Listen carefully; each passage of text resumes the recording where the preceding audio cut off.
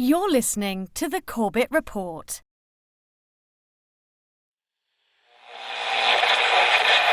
High oil prices helped ExxonMobil boost its profits to nearly $11 billion in the latest quarter. Shell is the latest oil company to report a big rise in profits thanks to higher oil prices. The ability of speculators to profit is surely dwarfed by the ability of oil-producing nations to profit from a higher price of oil. Maybe the easiest way for these guys to make the money? Manipulate oil back above $50, even $60. Oil. From farm to pharmaceutical, diesel truck to dinner plate, pipeline to plastic product, it is impossible to think of an area of our modern-day lives that is not affected by the petrochemical industry. The story of oil is the story of the modern world. Parts of that story are well known.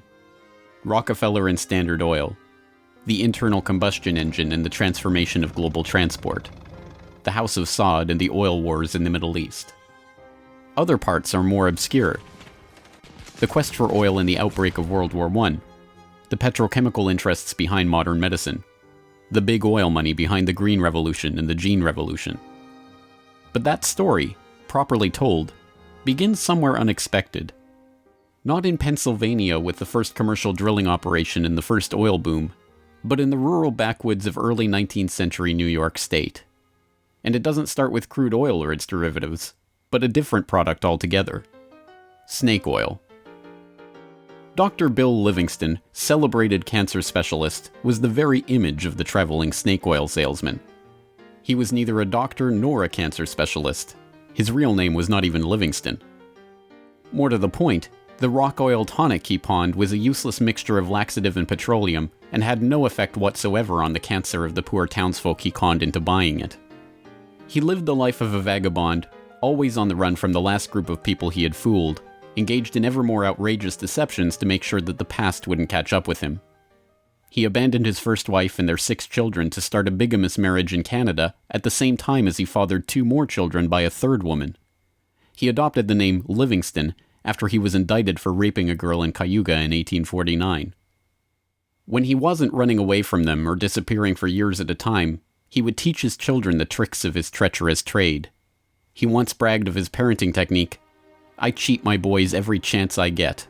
I want to make 'em sharp." A towering man of over 6 feet and with natural good looks that he used to his advantage, he went by Big Bill. Others, less generously, called him Devil Bill. But his real name was William Avery Rockefeller, and it was his son, John D. Rockefeller, who would go on to found the Standard Oil monopoly and become the world's first billionaire. The world we live in today is the world created in Devil Bill's image. It's a world founded on treachery, deceit, and the naivety of a public that has never wised up to the parlor tricks that the Rockefellers and their ilk have been using to shape the world for the past century and a half. This is the story of the oligarchy.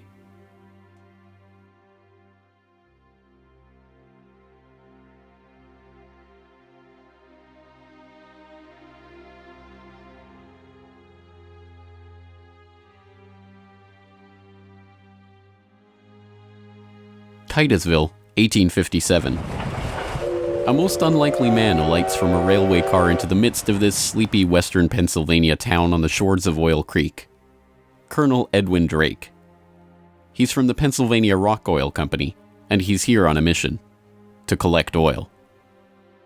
Like Dr. Bill, Drake isn't really a colonel. The title is bestowed on him by George Bissell and James Townsend, a lawyer and a banker who started the Pennsylvania Rock Oil Company after they discovered they could distill the region's naturally occurring Seneca oil into lamp oil or kerosene. Drake is actually an unemployed railroad conductor who talked himself into a job after staying at the same hotel as Bissell the year before. Calling him a colonel, it is hoped, will help win the respect of the locals. The locals think he's crazy anyway. Seneca oil is indeed plentiful, bubbling out of seeps and collecting in the creek, but other than as a cure-all medicine or grease for the local sawmill's machinery, it's hardly seen as something valuable.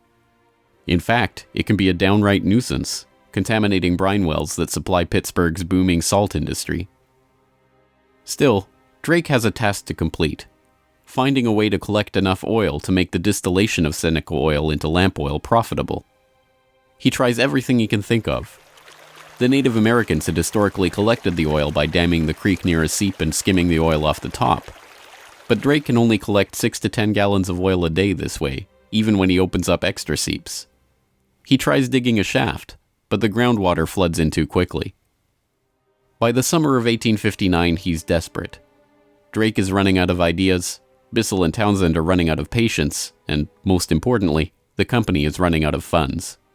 He turns to Uncle Billy Smith, a Pittsburgh blacksmith who had experience drilling brine wells with steam-powered equipment. They get to work drilling down through the shale bedrock to reach the oil. It's maddeningly slow work, with the crude equipment struggling to get through 3 feet of bedrock a day. By August 27th, they've drilled down 69.5 feet. Drake has used the last of his funds, and Bissell and his partners have decided to close up the operation. On August 28th, they strike oil.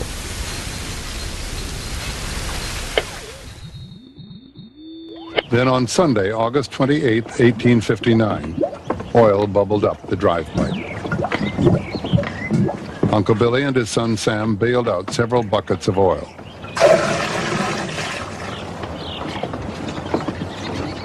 On Monday, the very day that Colonel Drake received his final payment and in order to close down the operation, they hitched the walking beam to a water pump and the oil began to flow. The first oil was to sell for $40 a barrel. Years later, a local newspaper interviewed Uncle Billy about the day they struck oil.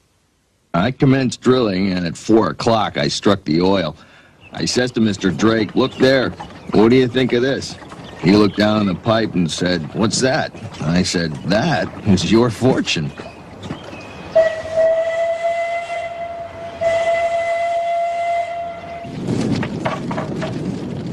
Drake's well proved that by drilling for it, oil could be found in abundance and produced cheaply.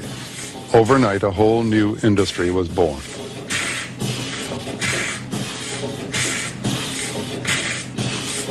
Before long, in millions of homes, farms, and factories around the world, lamps would be lit with kerosene, refined from West Pennsylvania crude. When the word came out that Drake had struck oil, the cry went up throughout the narrow valleys of western Pennsylvania. The crazy Yankee has struck oil, the crazy Yankee has struck oil. And it was the first great boom. It was like a gold rush.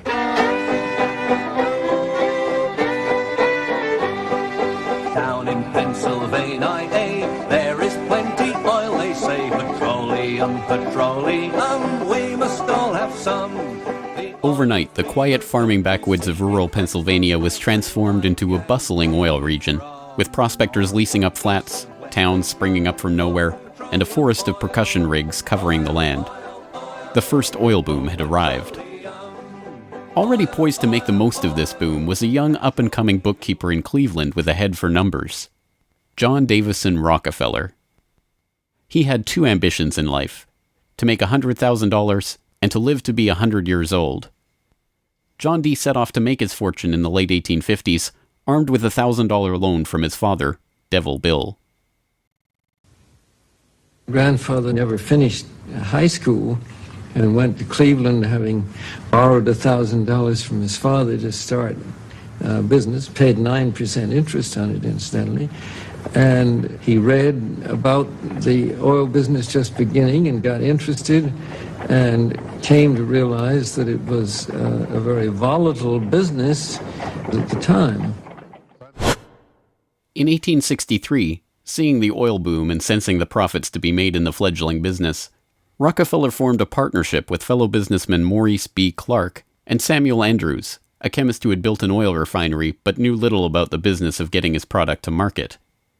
2 years later, the shrewd John D. bought out his partners for $72,500 and, with Andrews as partner, launched Rockefeller and Andrews. By 1870, after 5 years of strategic partnerships and mergers, Rockefeller had incorporated Standard Oil. The story of the rise of Standard Oil is an oft-told one. In a move that would transform the American economy, Rockefeller set out to replace a world of independent oilmen with a giant company controlled by him. In 1870, begging bankers for more loans, he formed Standard Oil of Ohio. The next year, he quietly put what he called Our Plan, his campaign to dominate the volatile oil industry, into devastating effect. Rockefeller knew that the refiner with the lowest transportation cost could bring rivals to their knees. He entered into a secret alliance with the railroads called the South Improvement Company. In exchange for large, regular shipments, Rockefeller and his allies secured transport rates far lower than those of their bewildered competitors. By 1879, when Rockefeller is 40, he controls 90% of the oil refining in the world. Within a few years, he will control 90% of the marketing of oil and a third of all of the oil wells. So this very young man controls what is not only a national but an international monopoly in a commodity that is about to become the most important strategic commodity in the world economy. By the 1880s, the American oil industry was the Standard Oil Company, and Standard Oil was John D. Rockefeller. But it wasn't long until a handful of similarly ambitious and well-connected families began to emulate the Standard Oil success story in other parts of the globe. One such competitor emerged from the Caucasus in the 1870s, where Imperial Russia had opened up the vast Caspian Sea oil deposits to private development. Two families quickly combined forces to take advantage of the opportunity. The Nobels, led by Ludwig Nobel and including his dynamite-inventing, prize-creating brother Alfred, and the French branch of the infamous Rothschild banking dynasty, led by Alphonse Rothschild. In 1891, the Rothschilds contracted with M. Samuel & Co., a Far East shipping company headquartered in London and run by Marcus Samuel, to do what had never been done before: ship their Nobel-supplied Caspian oil through the Suez Canal to East Asian markets. The project was immense. It involved not only sophisticated engineering to construct the first oil tankers to be approved by the Suez Canal Company, but the strictest secrecy. If word of the endeavor was to get back to Rockefeller through his international intelligence network, it would risk bringing the wrath of Standard Oil, which could afford to cut rates and squeeze them out of the market. In the end, they succeeded, and the first bulk tanker, the Murex, sailed through the Suez Canal in 1892 en route to Thailand. In 1897, M. Samuel & Co. became the Shell Transport and Trading Company. Realizing that reliance on the Rothschild Nobel Caspian oil left the company vulnerable to supply shocks, Shell began to look to the Far East for other sources of oil. In Borneo, they ran up against Royal Dutch Petroleum, established in The Hague in 1890 with the support of King William III of the Netherlands, to develop oil deposits in the Dutch East Indies. The two companies, fearing competition from Standard Oil, merged in 1903 into the Asiatic Petroleum Company, jointly owned with the French Rothschilds, and in 1907 became Royal Dutch Shell. Another global competitor to the Standard Oil throne emerged in Iran at the turn of the 20th century.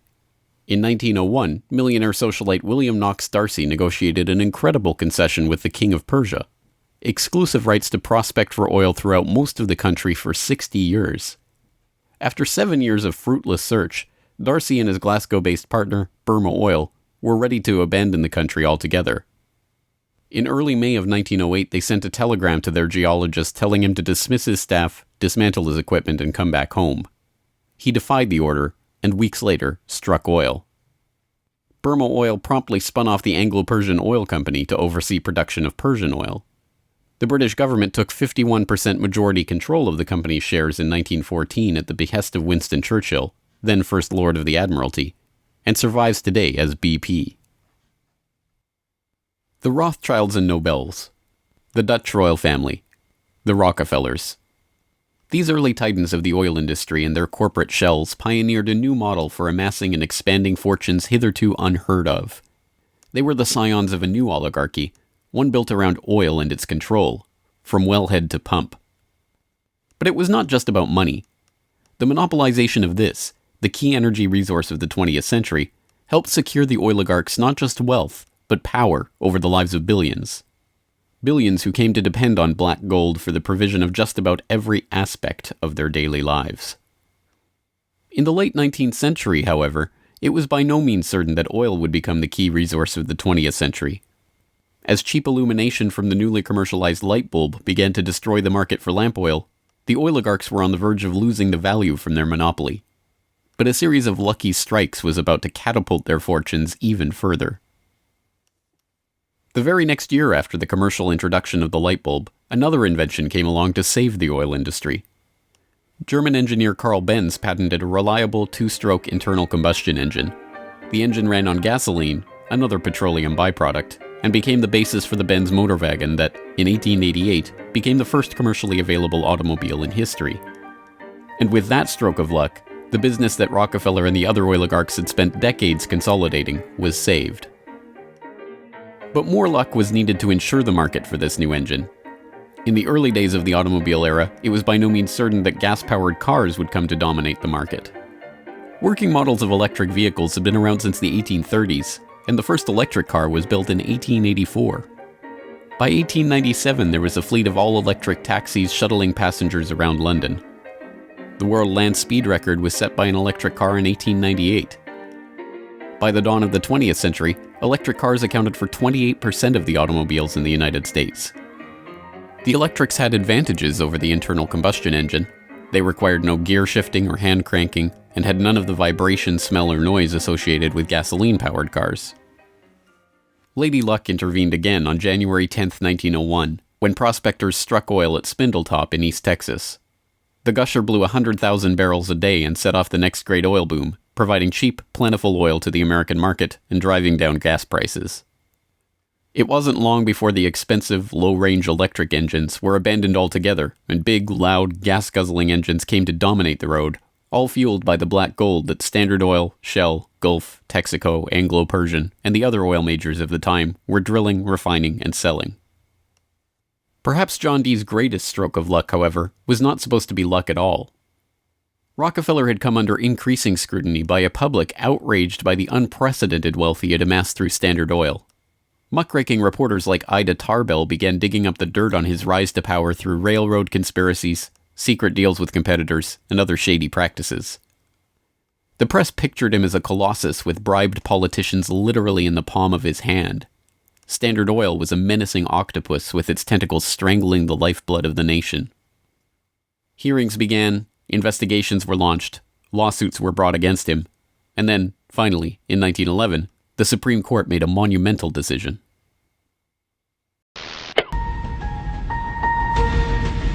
On May 15, 1911, the Supreme Court of the United States declared that Standard Oil was a monopoly in restraint of trade and should be dissolved. Rockefeller heard of the decision while golfing at Kykuit with a priest from the local Catholic Church, Father J.P. Lennon. And Rockefeller reacted with amazing aplomb. He turned to the Catholic priest and said, "Father Lennon, have you some money?" And the priest was very startled by the question and said, "No." And then he said, "Why?" And Rockefeller replied, "Buy Standard Oil." As Rockefeller foresaw, the individual Standard Oil companies were worth more than the single corporation. In the next few years, their shares doubled and tripled in value. By the time the reign of cash was over, Rockefeller had the greatest personal fortune in history, nearly 2% of the American economy. And it was really losing the antitrust case that converted John D. Rockefeller into history's first billionaire. So that Standard Oil was punished in the federal antitrust case, but John D. Rockefeller Sr. most assuredly was not. To the amazement of the world, Rockefeller's punishment had in fact been his reward. Rather than being taken down a peg, the splitting up of the Standard Oil monopoly had launched him as the world's only acknowledged billionaire at a time when the average annual income in America was $520. Rockefeller's story was perfectly mirrored by the story of Colonel Edwin Drake. Having struck oil in Titusville and given rise to a billion-dollar global industry, Drake had not had the foresight to patent his drilling technique or even to buy up the land around his own well. He ended up in poverty, relying on an annuity from the state of Pennsylvania to scrape together a living, and dying in 1880. For the oligarchy, the lesson of the rise of Rockefeller was obvious. The more ruthlessly that monopoly was pursued, the tighter that control was grasped, The greater the lust for power and money, the greater the reward would be in the end. From now on, no invention would derail the oil majors from their quest for total control. No competition would be tolerated. No threat to the oligarchs would be allowed to rise.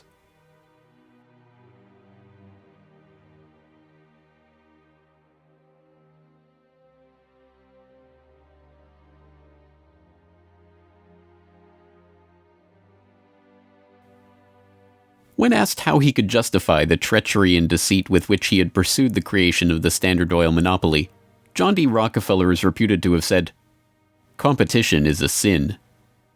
This is the mentality of the monopolist, and it is this justification, framed as religious conviction, that drove the oligarchs to so ruthlessly eliminate anyone who would dare rise up as a pretender to their throne.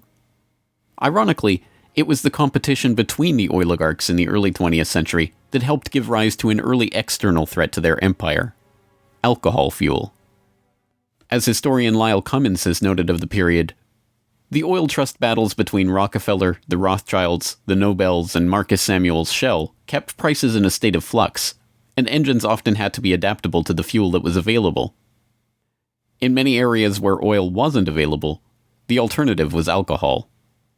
Ethyl alcohol had been used as fuel for lamps and engines since the early 19th century. Although it was generally more expensive, alcohol fuel offered a stability of supply that was alluring, especially in areas like London or Paris that did not have predictable access to oil supplies. Alcohol has a lower heat value, or BTU, than gasoline, but a series of tests by the U.S. Geological Survey and the U.S. Navy in 1907 and 1908 proved that the higher compression ratio of alcohol engines could perfectly offset the lower heat value, thus making alcohol and gasoline engines fuel economy equivalent. One early supporter of alcohol fuel was Henry Ford, who designed his Model T to run on either alcohol or gasoline. Sensing an opportunity for new markets to boost the independent American farms that he felt were vital to the nation, Henry Ford told the New York Times, "The fuel of the future is going to come from fruit like that sumac out by the road, or from apples, weeds, sawdust, almost anything. There is fuel in every bit of vegetable matter that can be fermented." Farmers, looking to capitalize on this, lobbied for the repeal of a $2.08 per gallon alcohol tax that had been imposed to help pay for the Civil War. They were aided by those who saw fuel alcohol as a way to break the oligarchs' monopoly. In support of a bill to repeal the alcohol tax, President Teddy Roosevelt told the U.S. Congress in 1906, "The Standard Oil Company has, largely by unfair or unlawful methods, crushed out home competition. It is highly desirable that an element of competition should be introduced by the passage of some such law as that which has already passed the House, putting alcohol used in the arts and manufactures upon the free list." The alcohol tax was repealed in 1906, and for a time corn ethanol at 14 cents a gallon was cheaper than gasoline at 22 cents a gallon. The promise of cheap, unpatentable, unmonopolizable fuel production open to anyone with raw vegetable matter and a still, swept the nation. But cheap, plentiful fuel that can be grown and produced locally and independently is not what the oligarchs had in mind. A 1909 USGS report comparing gas and alcohol engines had noted that a significant point in alcohol fuel's favor was that there were fewer restrictions on alcohol engines. For the oligarchs, the answer was simple: find a way to place greater restrictions on alcohol engines. Thankfully for them, the answer to their problem was already gaining popular support. In the 19th century, America had a drinking problem. By 1830, the average American over 15 years old drank 7 gallons of pure alcohol per year, 3 times higher than today's average. This led to the first anti-alcohol movements in the 1830s and 1840s, and the formation of the Prohibition Party in 1869, and the Women's Christian Temperance Union in the 1870s. The movement enjoyed widespread and growing support, but had few political successes. Maine flirted with prohibition by outlawing the sale and manufacture of liquor in 1851, but the ban only lasted 5 years. This changed with the formation of the Anti-Saloon League in Standard Oil's birth state of Ohio in 1893. The ASL was started by John D. Rockefeller's longtime personal friend Howard Hyde Russell, and was bankrolled in part by generous annual donations from Rockefeller himself. The ASL, with Rockefeller's backing, quickly became the driving force behind a national movement to outlaw the production and sale of alcohol. Rockefeller was a teetotaler himself, not from moral concern, but because he was afraid that good cheer among friends would lead to his downfall in business. Stephen Harkness, one of the silent partner investors in Standard Oil and a director in the company until his death, had caught Rockefeller's eye when he made a fortune buying up whiskey in advance of a new excise tax that he had been tipped about and selling it at a huge profit after the tax kicked in. No, Rockefeller and Standard Oil were not concerned about the moral state of the nation, except as far as it impacted their bottom line. But when Prohibition did come in 1920, it had an interesting side effect. Although it didn't ban the use of ethanol as a fuel directly, it did lead to increasingly burdensome restrictions, requiring producers to add petroleum products to their ethanol to make it poisonous before it could be sold. Alcohol fuel, now completely unable to compete with gasoline, was abandoned altogether by the automobile industry. Another existential threat to the vast fortunes of the early oligarchs was to require an even greater effort at social engineering: public transportation. By the end of World War I, private car ownership was still a relative rarity. Only 1 in 10 Americans owned a car. Rail was still the transportation of choice for the vast majority of the public, and city dwellers in most major cities relied on electric trolley networks to transport them around town. In 1936, General Motors formed a front company, National City Lines, along with Firestone Tire and Standard Oil of California, to implement a process of bustitution, scrapping streetcars and tearing up railways to replace them with GM's own buses running on Standard Oil-supplied diesel. The plan was remarkably successful. As historian and researcher F. William Engdahl notes in Myths, Lies, and Oil Wars, by the end of the 1940s, GM had bought and scrapped over 100 municipal electric transit systems in 45 cities and put gas-burning GM buses on the streets in their place. By 1955, almost 90% of the electric streetcar lines in the United States had been ripped out or otherwise eliminated.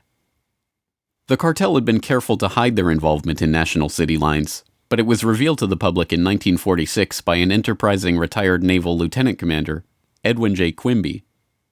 He wrote a manifesto exposing what he called a careful, deliberately planned campaign to swindle you out of your most important and valuable public utilities, your electric railway system. He uncovered the oligarchs' stock ownership of National City Lines and its subsidiaries, and detailed how they had step-by-step bought up and destroyed the public transportation lines in Baltimore, Los Angeles, St. Louis, and other major urban centers. Quimby's warning caught the attention of federal prosecutors, and in 1947, National City Lines was indicted for conspiring to form a transportation monopoly and conspiring to monopolize sales of buses and supplies. In 1949, GM, Firestone, Standard Oil of California, and their officers and corporate associates were convicted on the second count of conspiracy. The punishment for buying up and dismantling America's public transportation infrastructure? A $5,000 fine. H.C. Grossman, who had been the director of Pacific City Lines when it oversaw the scrapping of Los Angeles' $100 million Pacific Electric system, was fined exactly $1. Unsurprisingly, GM and its associates did not remain in the doghouse for long. In 1953, President Eisenhower appointed Charles Wilson, then the president of General Motors, as Secretary of Defense. Wilson, with Francis DuPont of the Rockefeller-connected DuPont family as chief administrator of federal highways, oversaw one of the largest public works projects in American history, the creation of the interstate highway system. With a war-era excise tax on train tickets still in place, and federally funded highways and airports providing cheaper alternatives, rail travel declined a startling 84% between 1945 and 1964. This social engineering paid off well for Standard Oil and its growing list of petrochemical associates. In the 2.5 decades after the outbreak of World War II, vehicle production in Detroit almost tripled, from 4.5 million cars a year in 1940 to over 11 million in 1965. As a result, sales of refined gasoline over the same period rose 300%. But Rockefeller was not the only oligarch working to crush all opposition to his monopoly. Across the pond, the European oligarchs were working to protect their own oil investments from upstart competitors. In 1889, a consortium of German investors led by Siemens Deutsche Bank obtained a concession from the Turkish government for extension of a railway line connecting Berlin to Basra on the Persian Gulf via Baghdad in what was then part of the Ottoman Empire. The Berlin-Baghdad railway concession was for 99 years and came with mineral rights for 20 kilometers on either side of the line, an especially lucrative deal since the rail cut right through the heart of the still untapped Mesopotamian oil region south of Mosul along the Tigris River. For the powers behind the British Empire, concerned with the military rise of Germany, this deal was unacceptable. Well, Germany, in the end of the 19th century, was looking for outlets for its exports, its industrial exports, as the German economy was growing like China is growing in the last 30 years. And they decided that Turkey would be an ideal strategic trade partner for Germany. And Georg von Siemens, one of the directors of Deutsche Bank, came up with a strategy to extend a railway from Berlin all the way down to Baghdad, which was then part of the Ottoman Empire, Baghdad in Iraq today, near the Persian Gulf. And German military began training the Turkish military. The German industry began investing in Turkey. They saw a huge potential market to begin bringing Turkey into the 20th century economically. Well, Deutsche Bank also negotiated mineral rights. I think it was 20 kilometers on either side of the railway. And it was already known in 1914 that Mosul and these other areas contained huge petroleum deposits. Well, why is that significant? At the end of the century, 19th century, Jack Fisher, the Lord of the Admiralty and the head of the Royal Navy, advocated the conversion of the British Navy from coal-fired to oil-fired, that it would have a qualitative strategic improvement in their every aspect of warship design. And since Britain didn't know that they had any oil back then, they went to Persia and swindled the Shah at that time out of oil rights in Persia.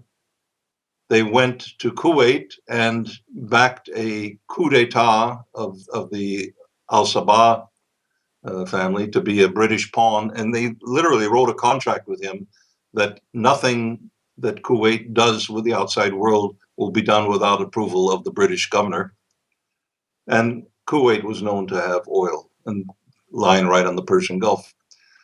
Well, the British looked at this railway plan of the Germans going right down to Baghdad and said, my God, you can put soldiers on rail cars and bring them down and threaten the oil lifeline of the British Navy. This is a strategic move by the Germans.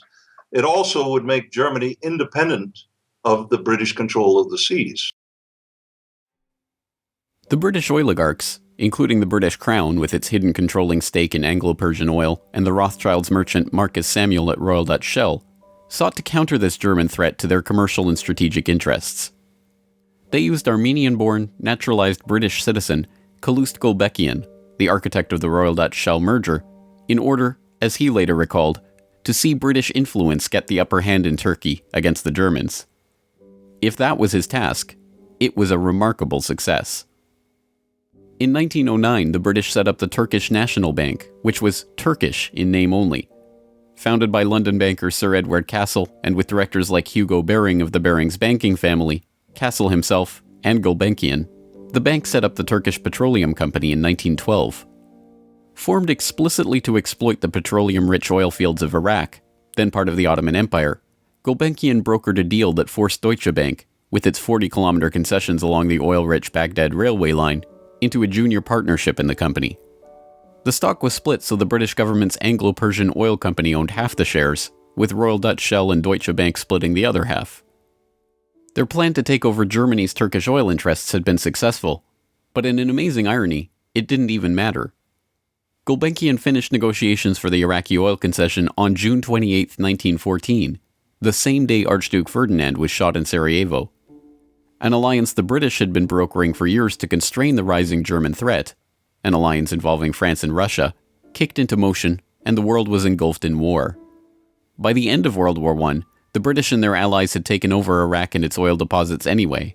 Germany had been completely cut out, and Gulbenkian, their scheming servant, received 5% of all oil field proceeds in the newly minted country. As the century wore on, the oil industry grew beyond the control of the handful of families that had dominated it since its inception. Oil deposits were located around the globe, and the resources of entire nation-states were marshaled to control them. Now, threats to the oligarchs and their interests required multilateral, multinational responses, and the consequences of those deals were felt worldwide. The story of the oil shock of 1973, as it has been delivered to us by the history books, is well known. By the late 1960s, the nation relied on imported oil to keep the economy strong. Then, in the early 1970s, oil-dependent America's nightmares came true. 13 oil-producing countries in the Middle East and South America formed OPEC, the Organization of Petroleum Exporting Countries.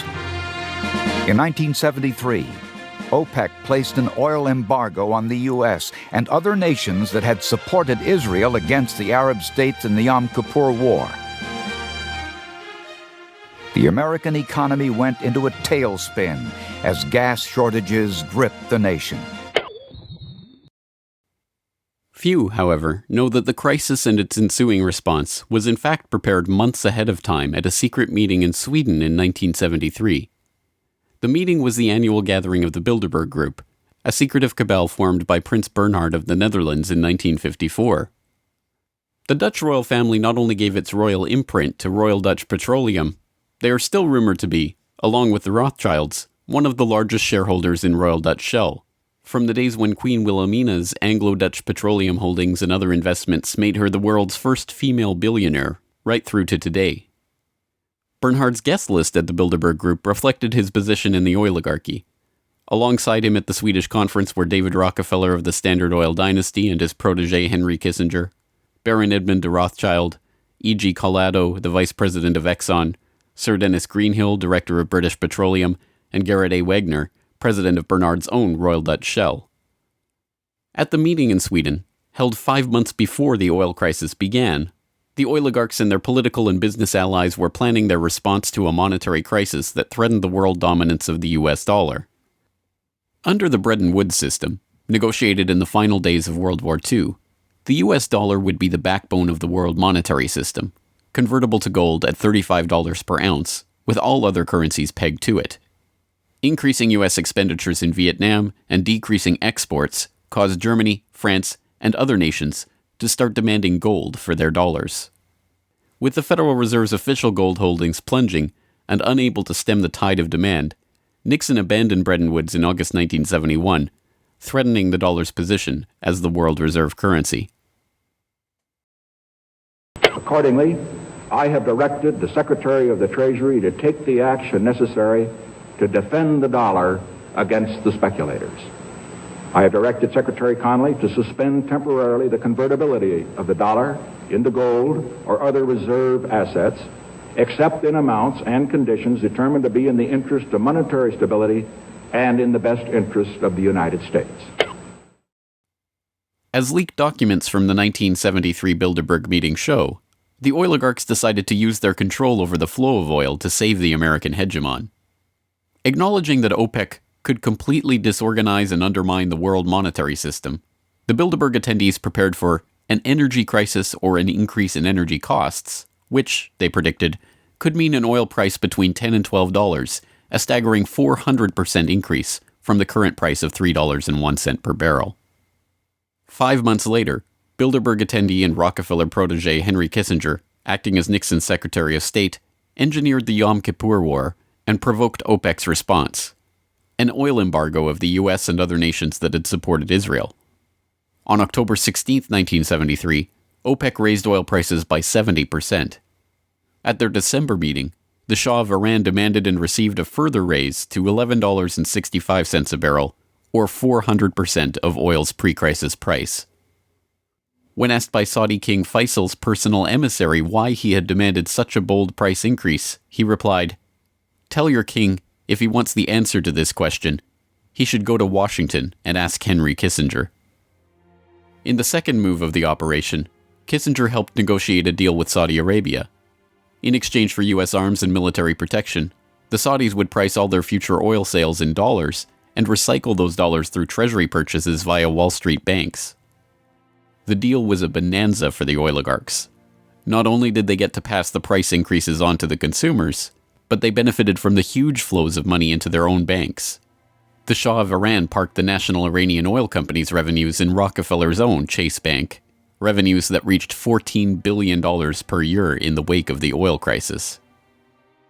With the creation of this new system, the petrodollar, the oligarchs had reached unprecedented levels of control over the economy. Not only that, they had backed the world monetary system with their commodity, oil, and brought potential competition from upstart producer nations under their control all in one step. But for the insatiable appetites of these monopolist titans, mere control over the world's monetary system was not enough.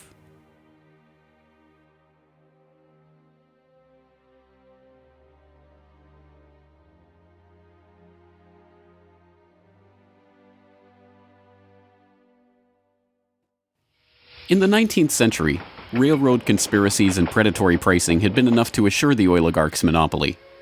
But by the time that the British Crown, the Dutch royal family, the Rothschilds, and the other European oligarchs began opening up the Middle East and the Far East to oil exploration in the early 20th century, the goal was no longer to maximize profits or control the oil industry. It was not even to control international diplomacy. It was to control and shape the world itself, its resources, its environment, and its people. In order to achieve this goal, the oligarchy would need a facelift.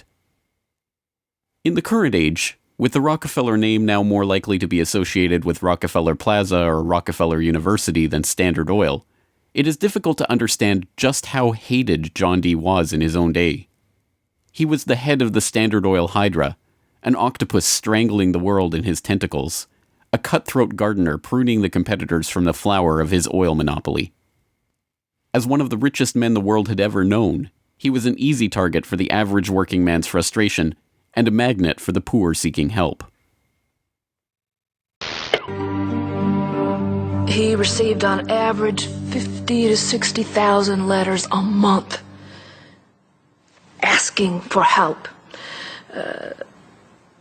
Dozens of people followed him in the street. Literally, crowds stood around the Standard Oil offices, waiting for him to come out. Little children, painfully thin, crying in the street and so on. Rockefeller felt overwhelmed.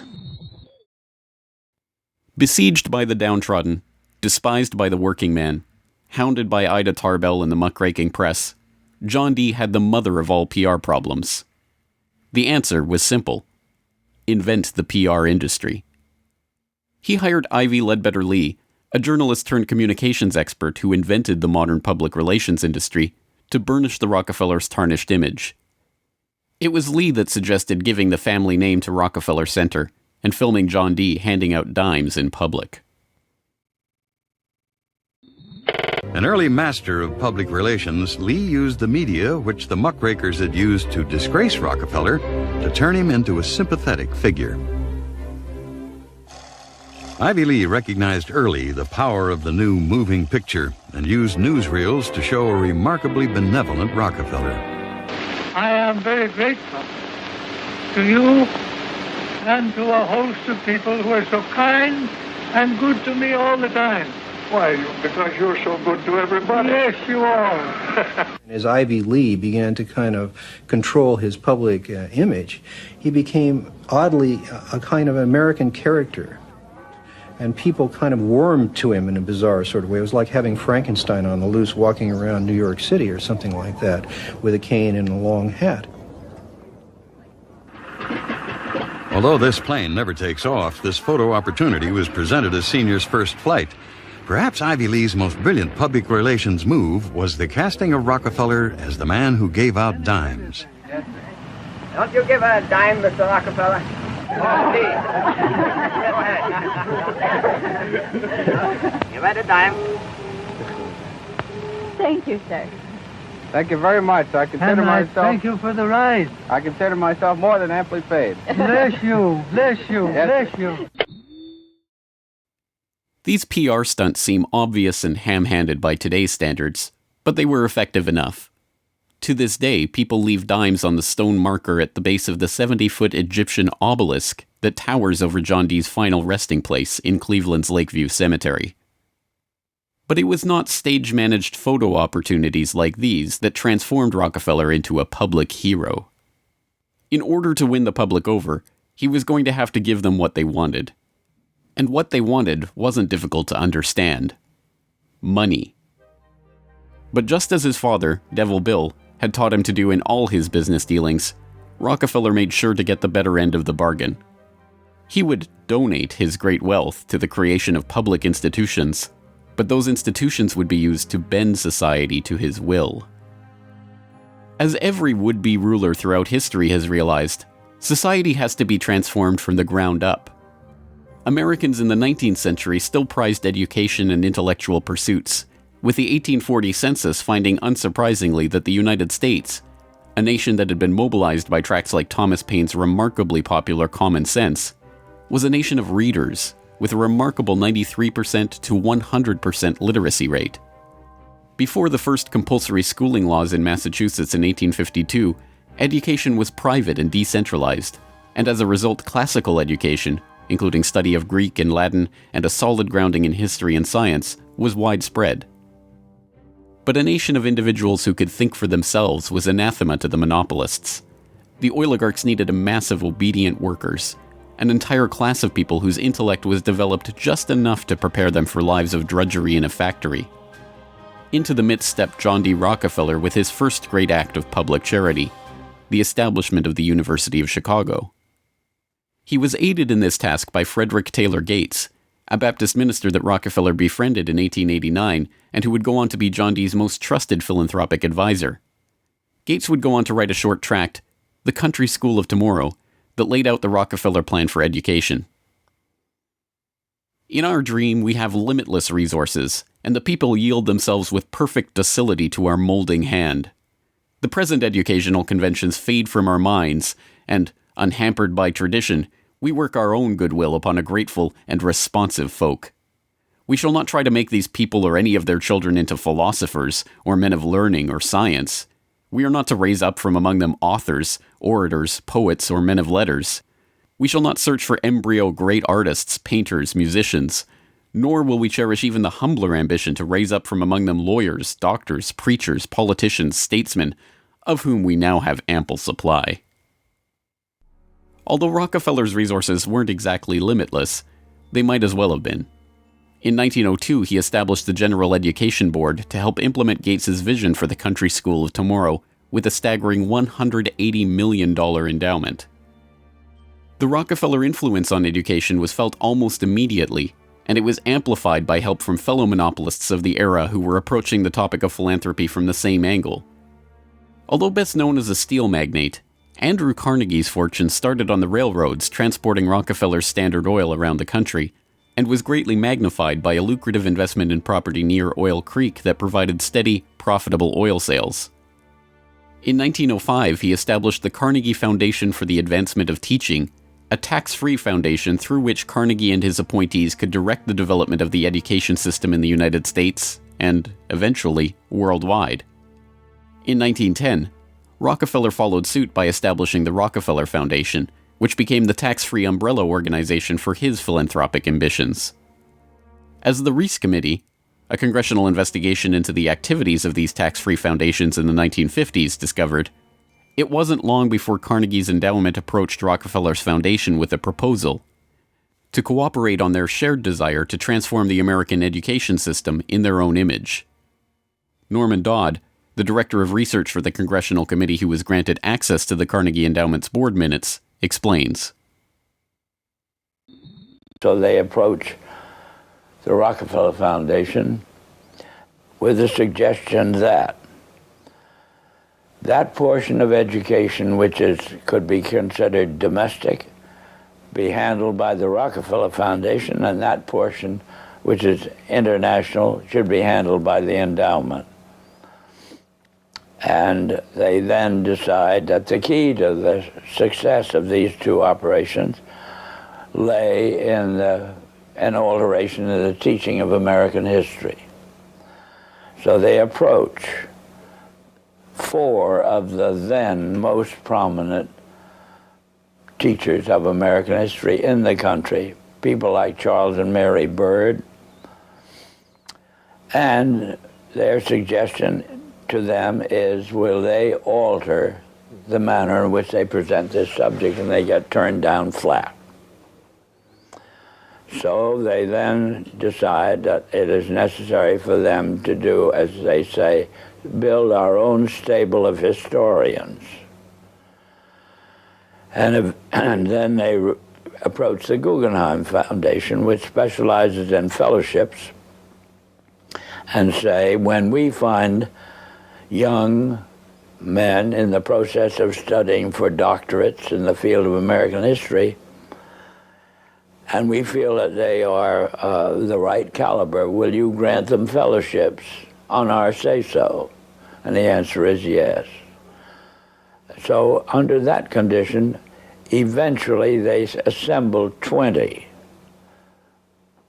And they take this 20 potential teachers of American history to London, and there they're briefed into what is expected of them when, as and if they secure appointments in keeping with the doctorates they will have earned. And that group of 20 historians ultimately becomes the nucleus of the American Historical Association.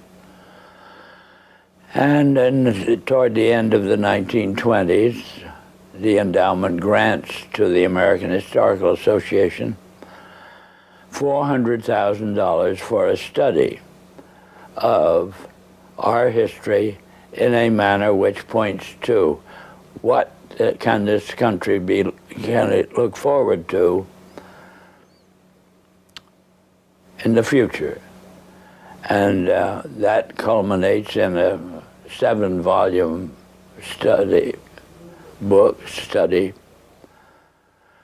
last volume of which is, of course, in essence, a summary of the contents of the other 6. And the essence of the last volume is the future of this country belongs to collectivism administered with characteristic American efficiency. With this base for transformation firmly established, the Rockefeller Foundation and like-minded organizations embarked on a program so ambitious that it almost defies comprehension. They transformed the practice of medicine. As usual, the oligarchs that funded this change were also there to profit from it, and once again, John D. took his cue from Devil Bill's example. William Rockefeller had called his brand of snake oil Nujol for New Oil, and Standard Oil spun off Nujol as a laxative under their Stanco subsidiary. Manufactured on the same premises as Flit, an insecticide also derived from Standard Oil's byproducts, Nujol sold at the druggist for 28 cents per 6-ounce bottle. It cost Standard Oil less than 1/5 of a cent to manufacture. Pharmaceuticals provided a lucrative new opportunity for the oligarchs, but in a turn-of-the-century America that was still largely based on naturopathic herbal remedies, it was a tough sell. The oligarchy went to work changing that. In 1901, John D. established the Rockefeller Institute for Medical Research. The institute recruited Simon Flexner, a pathology professor at the University of Pennsylvania, to serve as its director. His brother, Abraham, was an educator who was contracted by the Carnegie Foundation to write a report on the state of the American medical education system. His study, the Flexner Report, along with the hundreds of millions of dollars that the Rockefeller and Carnegie Foundations were to shower on medical research in the coming years, resulted in a sweeping overhaul of the American medical system. Naturopathic and homeopathic medicine, medical care focused on unpatentable, unmarketable natural remedies and cures, was now dismissed as quackery. Only drug-based allopathic medicine requiring expensive medical procedures and lengthy hospital stays was to be taken seriously. The fortunes of Carnegie, Morgan, and Rockefeller financed surgery, radiation, and synthetic drugs. They were to become the economic foundations of the new medical economy. The takeover of the medical industry was accomplished by the takeover of the medical schools.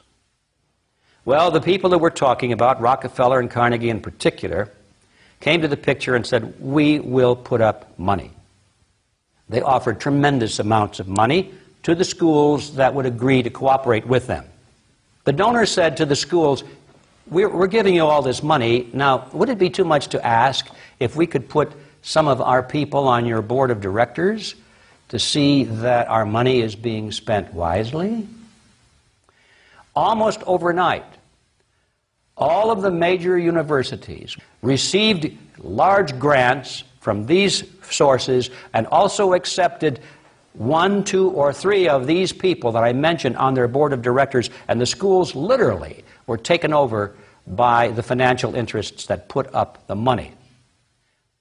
Now, what happened as a result of that is that the schools did receive an infusion of money. They were able to build new buildings. They were able to add expensive equipment to their laboratories. They were able to hire top-notch teachers.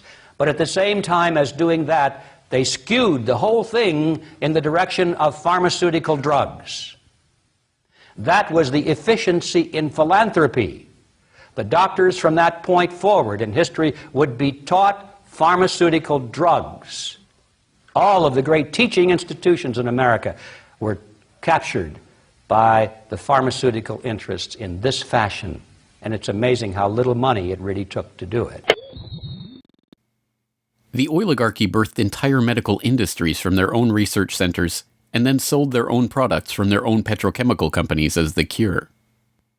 It was Frank Howard, a Standard Oil of New Jersey executive, who would go on to persuade Alfred Sloan and Charles Kettering to donate their fortunes to the cancer center that would then bear their name. As director of research at Sloan Kettering, Howard appointed Cornelius Rhodes, a Rockefeller Institute pathologist, to develop his wartime research on mustard gas for the U.S. Army into a new cancer therapy. Under Rhodes's leadership, nearly the entire program and staff of the Chemical War Service was reformed into the Sloan Kettering Drug Development Program, where they worked on converting mustard gas into chemotherapy. And once again, the Rockefellers' own snake oil was being sold as a cancer cure-all. The oligarchs' interest in the burgeoning pharmaceutical industry converged in companies like IG Farben, a drug and chemical cartel formed in Germany in the early 20th century. Royal Dutch's own Prince Bernhard served on an IG Farben subsidiary's board in the 1930s, and the cartel's American operation, set up in cooperation with Standard Oil, included on its board Standard Oil president Walter Teagle, as well as Paul Warburg of Kuhn-Loeb and Company, itself headed by Jacob Schiff of the Rothschild broker family. At its height, IG Farben was the largest chemical company in the world, and the 4th largest industrial concern in the world, right behind Standard Oil of New Jersey. The company was broken up after World War II, but like Standard Oil, its various pieces remained intact, and today BASF, one of its chemical offshoots, remains the largest chemical company in the world, while Bayer and Sanofi, 2 of its pharmaceutical offshoots, are among the largest pharmaceutical companies in the world. Not content merely to monopolize the fields of education and medicine, the same oligarchical interests banded together to take control of America's finances. In 1910, John D. Rockefeller Jr.'s own father-in-law, Senator Nelson Aldrich, Frank Vanderlip of the National City Bank, and Paul Warburg, as well as various agents of J.P. Morgan, met in complete secrecy on Jekyll Island to hammer out the details of what would go on to become the Federal Reserve, America's central bank. The Fed, established in 1913, would be run by hand-picked appointees of the oligarchy and their banking associates, including, perhaps inevitably, Standard Oil president and American IG director Walter Teagle. The Rockefeller family would go on to formally enter the banking field in the 1950s when James Stillman Rockefeller, the grandson of John D's brother, was appointed director of National City Bank. Meanwhile, John D's own grandson, David Rockefeller, would go on to take over Chase Manhattan Bank, the longtime banking partner of the Standard Oil empire. In this move, the Rockefeller story perfectly mirrored that of their fellow oligarchs, the Rothschilds. Whereas the Rothschilds had supplemented their banking fortune with their oil interests, the Rockefellers supplemented their oil fortune with banking interests. Springboarding from success to success as they consolidated monopolies across every field of human activity, the oligarchs' ambitions became even larger. This time, their goal was to consolidate control over the very food supply of the world itself, and once again, they would use philanthropy as the cover for their business takeover. The Green Revolution began in 1943 when plant geneticist Norman Borlaug and a team of researchers arrived on Mexican soil. His goal was to improve agricultural techniques and biotechnological methodologies, which in turn would help alleviate starvation and improve the living quality of developing nations. Creating new genetically modified strains of wheat, rice, maize, and other crops, Borlaug planned to win the battle against world hunger. The hope was that these new crops and farming techniques would rescue third world countries from the brink of starvation. That's exactly what happened. The agricultural innovations brought to the poverty-stricken countries gave the farmers the skills and resources necessary to sustain themselves. This triggered a chain of events that would allow these once struggling nations to survive. Agricultural exports soared in quantity and diversity and allowed the countries to become self-sufficient. As the genetically modified crops thrived, farmers were able to use their increased income to purchase newer and superior farming machinery. This increase in revenue made farming easier, more reliable, and more efficient. The Green Revolution led to the modernization of agriculture and has had a profound social, economic, and political impact on the world. The Mexican government turned to the Rockefeller Foundation in their endeavor to nourish Mexico through agriculture. Norman Borlaug, needless to say, was a researcher for the Rockefeller Foundation, and the Green Revolution, for whatever increase in yields it brought about, also created markets for the oligarchs' own interest in the petrochemical fertilizer industry and gave rise to the ABCD seed cartel of Archer Daniels Midland, Bunge, Cargill, and Louis Dreyfus. These companies, along with their associated interests in the food packaging and processing industry, formed the core of American agribusiness, a concept developed at Harvard Business School in the 1950s with the help of research conducted by Vasily Leontief for the Rockefeller Foundation.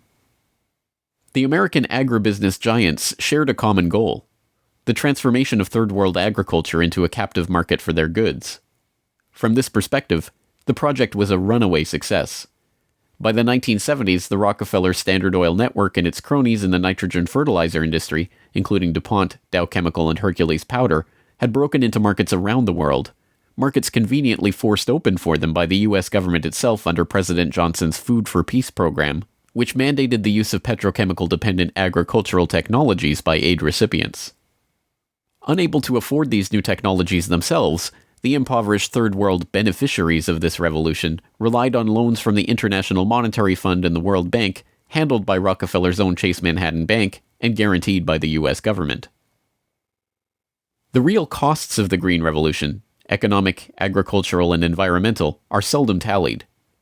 Access to these debt-financed petrochemical-dependent technologies exacerbated the difference between the rich landowning class and the landless peasants in countries like India, where land reform and abolition of usury were dropped from the political agenda after the Green Revolution took over. Even then, the revolution's main success, its increase in agricultural yields, has been oversold. Yield growth across India actually slowed after the introduction of agribusiness. The environmental destruction is even more devastating. An overview in the December 2000 edition of Current Science notes, the Green Revolution has not only increased productivity, but it has also produced several negative ecological consequences, such as depletion of lands, decline in soil fertility, soil salinization, soil erosion, deterioration of environment, health hazards, poor sustainability of agricultural lands, and degradation of biodiversity. Indiscriminate use of pesticides, irrigation, and imbalanced fertilization has threatened sustainability. The Rockefeller Foundation even acknowledges the critiques of the Green Revolution it funded into existence, insisting that current initiatives take into account lessons learned. Even so, The foundation continues to fund research and write reports on how to improve prospects for agribusiness investment in its target markets. As egregious as the Green Revolution was and continues to be, however, in many ways it was just the prelude to an even more ambitious project, the Gene Revolution. Now the project is not merely to monopolize the technologies, supplies, and chemical inputs for agriculture worldwide, but to monopolize the food supply itself through the replacement of the world's natural seeds with patentable, genetically modified crops. The players involved in this Gene Revolution are almost identical to the players in the Green Revolution, with IG Farben offshoots, Bayer Crop Science and BASF Plant Science, mingling with traditional oligarch associate companies like Dow AgroScience, DuPont Biotechnology, and, of course, Monsanto, all funded by the Rockefeller Foundation and fellow philanthropists at the Ford Foundation, the Bill and Melinda Gates Foundation, and like-minded organizations. The convergence of corporate, philanthropic, governmental, and intergovernmental interests in promoting GM crops around the world can be seen in the bewildering array of research institutes, industry associations, and consultative groups devoted to the case.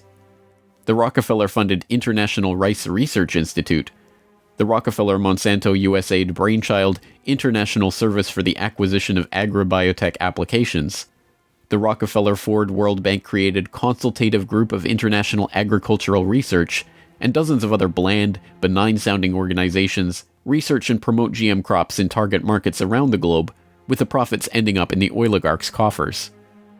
A representative example of this story is the agribusiness neocolonization of Argentina, where Monsanto ran an elaborate bait-and-switch to get the country hooked on its genetically modified Roundup-ready soybeans before demanding royalties on the crops that were by then already growing. DuPont then took over, magnanimously beginning a Protein for Life program to foist their own GM soybeans on the country's poor.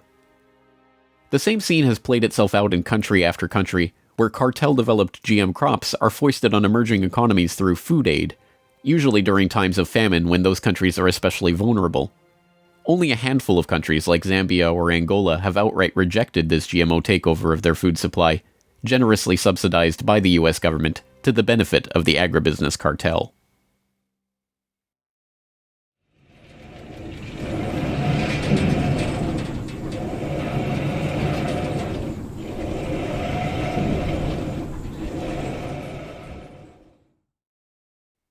From cutthroat pioneers of the early oil industry to Machiavellian social engineers and geopolitical schemers, the oligarchs have come a long way since the days of Devil Bill's snake oil cure-alls. But his use of every form of deception and trickery to swindle the public informed how John D. and the rest of the oligarchs built up their business interests. As the 20th century drew to a close, it was obvious that for the powerful cartel that built the oil industry, the Rockefellers, the Rothschilds, the British and Dutch royal families, it was no longer about oil, if it ever really was. The takeover of education, of medicine, of the monetary system, of the food supply itself, showed that the aim was much greater than a mere oil monopoly. It was the quest to monopolize all aspects of life, to erect the perfect system of control over every aspect of society, every sector from which any threat of competition to their power could emerge. They had been remarkably, almost unbelievably successful. From oil well to gas pump, farm to fork, hospital to pharmaceutical, drill rig to dollar bill, there was almost no aspect of society that was not under their control. But the oligarchs are not done yet. Their next project, launched in the late 20th century, is almost too ambitious to be comprehended. It is not about oil. It is not about money. It is about the monopolization of life itself.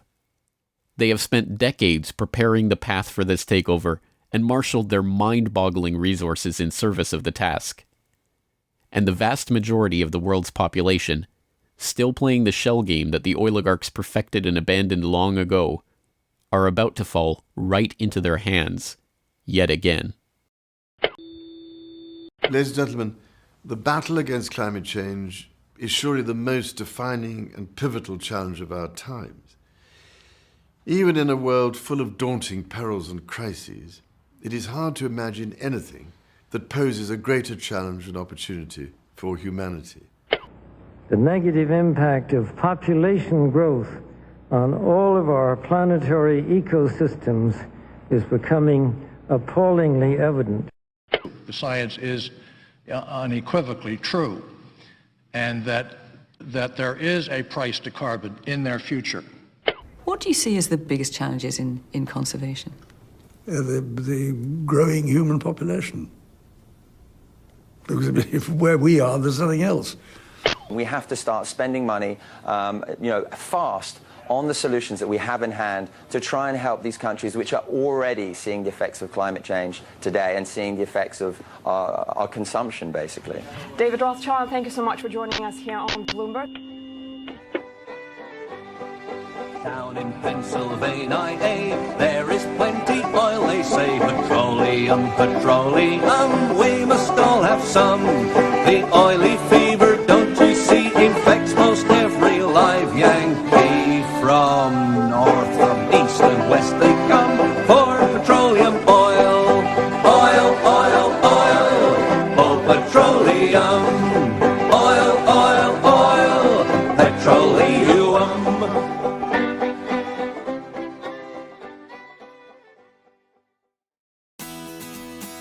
The Corbett Report is brought to you by the Corbett Report subscriber, a weekly newsletter featuring James Corbett's International Forecaster editorial, recommended reading and viewing, discounts on Corbett Report DVDs, and once a month, a subscriber-only video. Sign up today to start receiving your copy at corbettreport.com/support.